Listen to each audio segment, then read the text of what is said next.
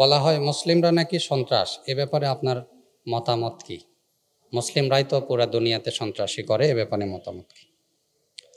এই বিষয়ে দেখেন তো, ইসরায়েল, আচ্ছা ফিলিস্তিনের উপরে কারা হামলা করছে? ইসরায়েল। ইসরায়েল কি মুসলিম? ইউক্রেনের উপর হামলা করছে রাশিয়া। রাশিয়া কি মুসলিম? বলেন। আচ্ছা, আরাকানের মুসলমানদেরকে হামলা করছে জান্তা সরকার। জান্তা সরকার কি মুসলিম? আচ্ছা, কাশ্মীরের লীলা খেলা যেগুলো খেললো এবং আসাম ইত্যাদি হিন্দুদের এই যে হিন্দুত্ববাদী সরকার, এই শয়তানটা যে এই যে ইন্ডিয়াতে যে মানুষগুলো মারছে, মায়েরা মায়েরা পুরা ফেলে দিচ্ছে, আমি দেখতেছি পুড়তেছে, মানুষদেরকে কি করতেছে? মুসলমানদেরকে জীবিত অবস্থায় আগুনের উপর দিয়ে সেক দিচ্ছে। এরা কি মুসলিম? পৃথিবীর কোথাও তো মুসলিমরা সন্ত্রাসী করছে না। হ্যাঁ, তোমরা যেখানে সন্ত্রাসী করছো সেটা আটকাচ্ছে। সন্ত্রাসী আটকানোই কি দোষ?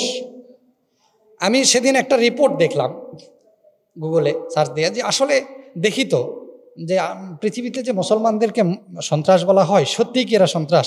আমি সার্চ দিয়ে দেখলাম যে পৃথিবীতে সব থেকে পতিতাবৃত্তি যে দেশে হয় সে দেশ মুসলিম রাষ্ট্র নয়, বৌদ্ধ রাষ্ট্র। কি রাষ্ট্র? বৌদ্ধ রাষ্ট্র। যে দেশে সব থেকে বেশি ড্রাগস নেওয়া হয় সেই দেশ খ্রিস্টান রাষ্ট্র। সেই দেশ কি রাষ্ট্র? খ্রিস্টান রাষ্ট্র। যে দেশ সব থেকে বেশি চোর, সব থেকে বেশি কি চোর, সেটাও মুসলিম রাষ্ট্র নয়, খ্রিস্টান রাষ্ট্র। কি রাষ্ট্র? খ্রিস্টান রাষ্ট্র।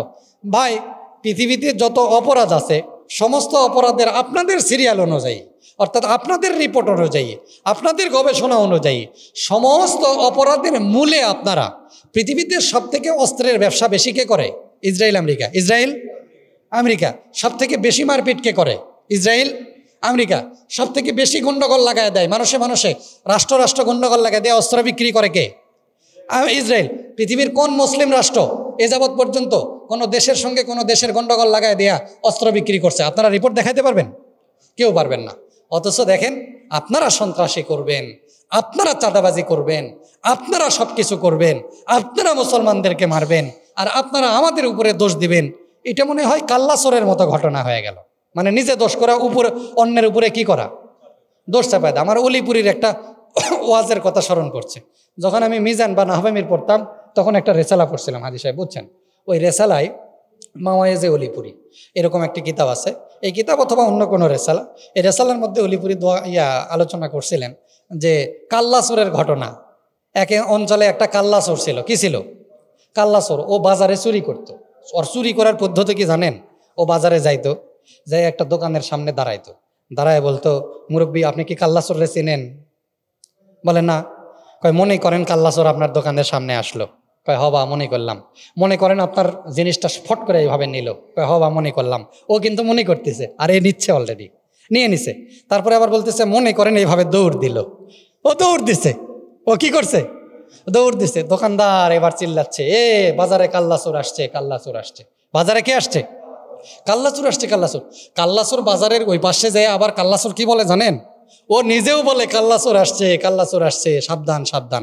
আচ্ছা বলেন তো, কাল্লাচোর নিজেই এই এলান করতেছে কেন? নিজে চুরি কইরা অন্যের উপরে দোষ চাপানোর জন্য। অন্যের উপরে কি চাপানোর জন্য? এই সন্ত্রাসটা 17 বছর আমরা জঙ্গি নাটক দেখি নাই? জঙ্গি নাটক দেখছি কিনা? বাংলাদেশের মতো সুসরাপুটি সরকার, হাসিনার মতো সরকার যদি এরকমভাবে জঙ্গি নাটক সাজাইতে পারে, এই শয়তান আমেরিকা, এই শয়তান মোদি, এই শয়তান ইসরায়েল, এরা কি জঙ্গি নাটক সাজাইতে পারে না? নিজেরাই হামলা কইরা হামাসের দোষ দিতে পারে না? পারে কি পারে না? বোঝাই তো যাচ্ছে এরকম গাজা দখল করার। তার মানে বোঝা গেল মুসলমানরা সন্ত্রাস নয়। হ্যাঁ, মুসলিম উম্মার সদস্যরা, আমি বলতে চাই মুসলিমরা সন্ত্রাস নয়। সন্ত্রাস কারা? আমেরিকা, ইসরায়েল এবং ইহুদি খ্রিস্টানরা। ইহুদি খ্রিস্টানরা, এদের ব্যাপারে সজাগ থাকা দরকার। কাল্লাচোরের ঘটনা দিয়ে বুঝে আসছে ইনশাআল্লাহ। আল্লাহ তাআলা আমাদেরকে আমল করার তৌফিক দান করুন।